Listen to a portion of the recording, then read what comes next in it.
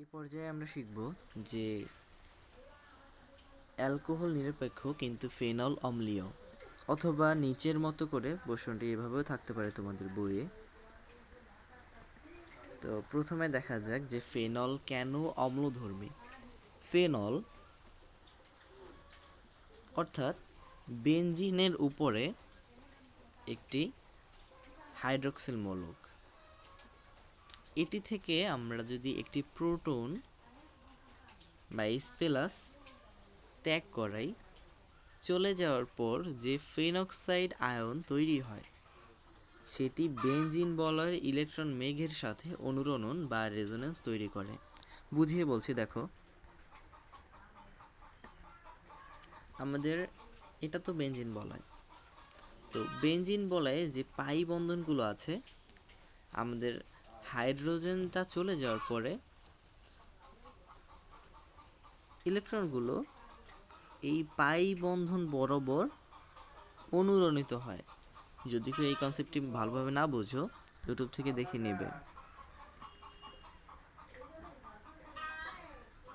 তো এই রেজোন্যান্সের কারণে ফেনক্সাইড আয়নটি অনেক বেশি সুস্থিত বা স্থায়ী হয়।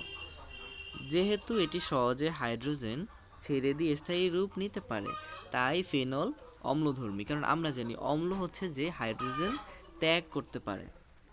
এরপরে দেখো অ্যালকোহল কেন নিরপেক্ষ।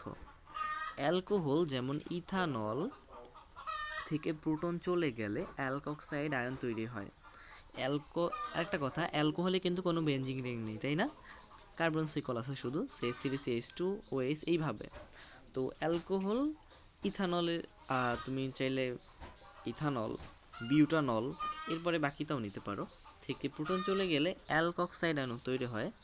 তো এই যে অ্যালকক্সাইড আয়নে অক্সিজেনের উপরে যে ঋণাত্মক সাইনটি আছে, তো এই আয়নে কোনো কি নাই, রেজোন্যান্স বা অনুরণনের সুযোগ নাই, যেহেতু বেনজিন বলয় নেই। বেনজিন বলয় থাকলেই শুধু রেজোন্যান্স হতে পারে, আমাদের এখানে হবে না।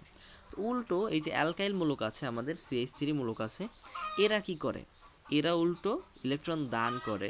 তো উল্টো অ্যালকাইল মূলকের ইলেকট্রনের দাতা প্রভাবে, তো অ্যালকাইল মূলক করে কি, এই যে আমাদের ঋণাত্মক আয়নযুক্ত অক্সিজেন আছে, বাকি অংশ আছে, এর দিকে, অক্সিজেনের দিকে অ্যালকাইল মূলক উল্টো ইলেকট্রন ঠেলে দেয়। ও কোথায় দান করবে? ও কোথা থেকে প্রোটন দান করবে? বরঞ্চ ওরে প্রোটন ঠেলে দেয়, ওরে ইলেকট্রন ঠেলে দেয়। তো যা আয়নটিকে অস্থিতিশীল করে তোলে। তাই অ্যালকোহল সহজে হাইড্রোজেন ছাড়তে চায় না এবং জলীয় দ্রবণে নিরপেক্ষ আচরণ করে। কারণ কি, আমরা জানি যে কোনো মৌল বা যৌগই চায় না যে অস্থিতিশীল হতে, সবাই চায় কি স্থিতিশীল হতে, সবাই চায় স্থির হতে। এবার ও যেহেতু হাইড্রোজেন ছেড়ে দিলে স্থির থাকতেছে না, তাই ও হাইড্রোজেন ছাড়তে চায় না। তাহলে এর পিছনে একটাই কারণ হচ্ছে অনুরণন।